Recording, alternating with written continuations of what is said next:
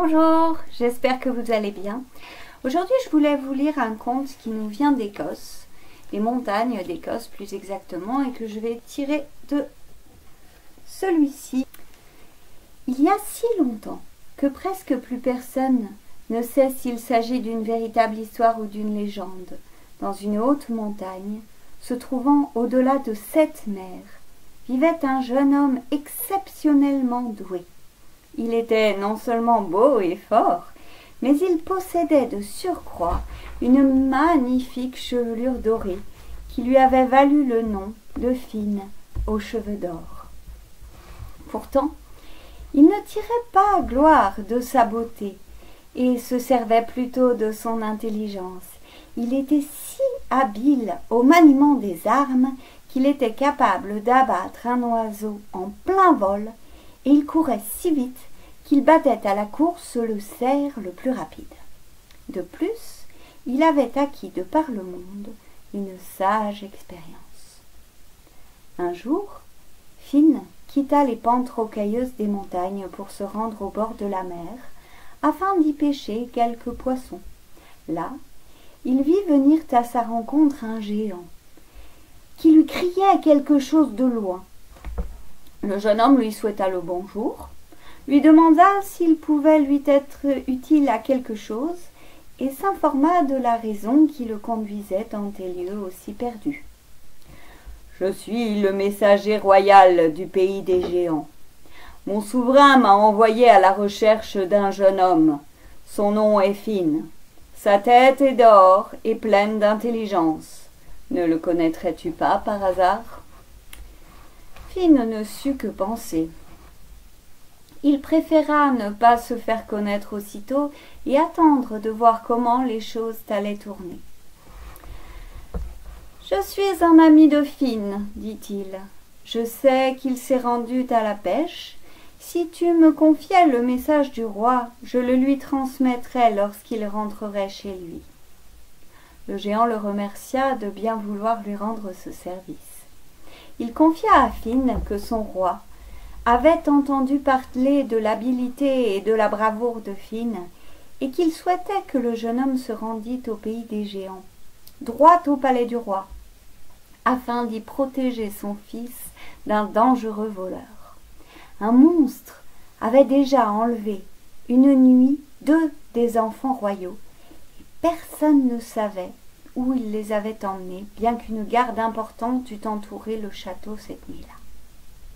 La reine devait mettre incessamment au monde un 3e enfant, et le roi craignait pour sa vie.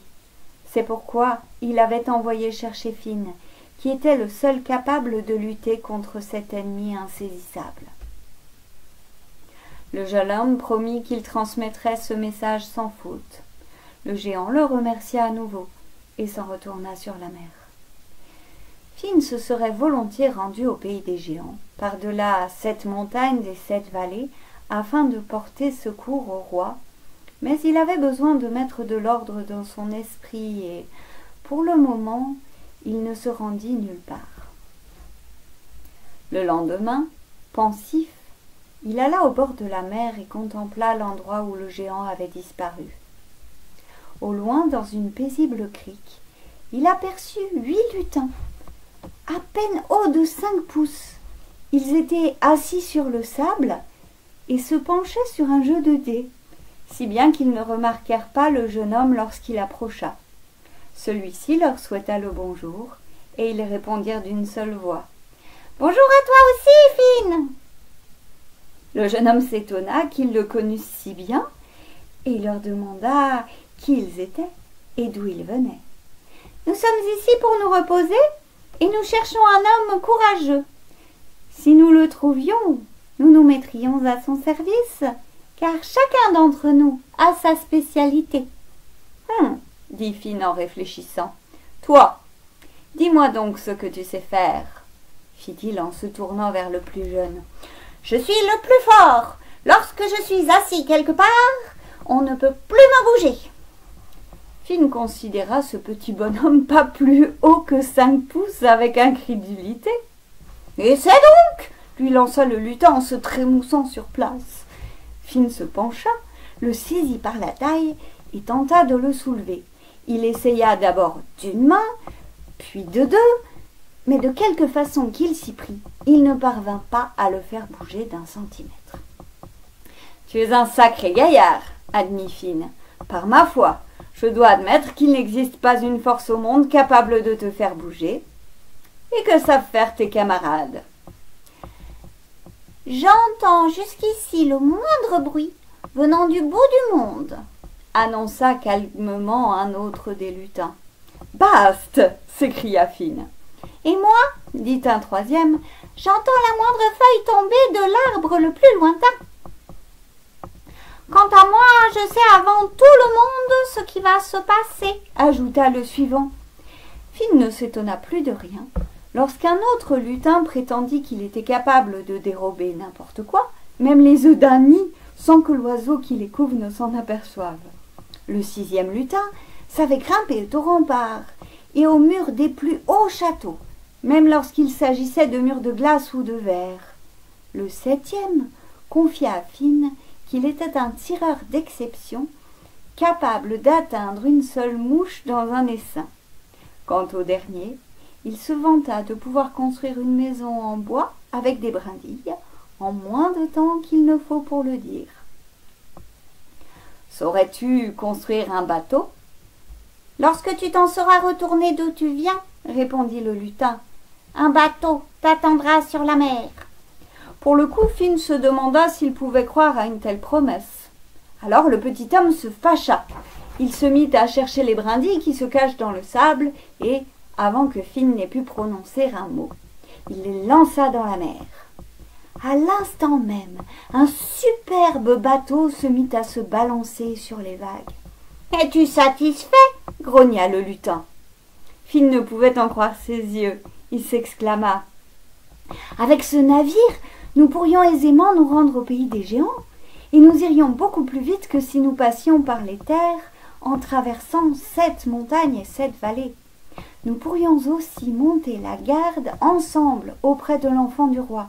Si nous y allions et que nous réussissions, je partagerai ma récompense avec vous. » Nous n'attendions qu'un mot de toi pour t'aider. Nous te suivrons bien au pays des géants, car nous y connaissons la moindre pierre. Et nous savons comment nous rendre au palais du roi. Ils se préparèrent donc à partir, et ils partirent ensemble pour ce long voyage. Un vent favorable poussa le navire vers son but, et ils atteignirent bientôt une contrée inconnue. De hautes montagnes surgissaient de la mer et montaient jusqu'au ciel d'impressionnantes murailles. On n'y voyait pas la moindre faille ni la moindre brèche, mais les lutins connaissaient l'endroit et ils trouvèrent un passage au milieu des rochers par lequel leur bateau put se glisser. C'est ainsi qu'ils arrivèrent en bas du château du roi. Ils amarrèrent leur navire à un piton rocheux de la berge avec des cordes solides afin que nulle tempête ne pût l'en détacher. Puis toute la troupe s'en alla trouver le roi. Le souverain les accueillit en personne, à bras ouverts, comme s'ils eussent été ses propres frères. Il les invita à sa table. Au milieu des festivités, on vint annoncer une bonne nouvelle. La reine venait de mettre au monde un fils. Tout le monde but de bon cœur à la santé de l'enfant royal. Mais on se garda de trop se réjouir. Une lourde tâche attendait Finn à présent. Le roi craignait que son fils ne fût enlevé la nuit même par le monstre, comme cela avait été le cas pour le premier. Quant au second, il avait disparu des bras de sa nourrice le jour même de sa naissance, sans que personne ne s'en aperçût. « N'aie pas peur, Seigneur, lui promit Finn. Je te jure sur ma tête que nous garderons bien ton fils. »« Bien, puisque tu t'en crois capable, répondit le roi. Mais songe bien que tu l'as juré sur ta tête. Quant à moi, je ne te veux aucun mal. » Ensuite, le roi fit installer Finn et ses compagnons dans une grande chambre où 2 nourrices placèrent le berceau du nouveau-né. Lorsqu'ils furent tous là, un des lutins souffla à Finn. « Pourquoi as-tu juré sur ta tête? C'était bien inconsidéré de ta part. car je sais d'avance que quoi que nous fassions, l'enfant sera enlevé ce soir. » « Pourquoi ne l'as-tu pas dit plus tôt ?» gronda Fine. « Et puisque tu sais si bien tout ce qui se passe, pourquoi ne nous dis-tu pas qui est le voleur ?»« Je ne l'ai pas dit, car je n'en savais rien avant d'entrer dans cette pièce. À présent, je sais qui est le voleur. Il s'agit de la reine du royaume des tempêtes. C'est une puissante sorcière. Elle a enlevé les 2 premiers enfants et les retient prisonniers dans son château de glace, là-bas, vers le nord, à la seule fin de tourmenter le roi des géants et son épouse. Elle sait se rendre invisible, passer par les toits et tirer les enfants par la cheminée. Puis elle s'envole avec eux jusque dans son château.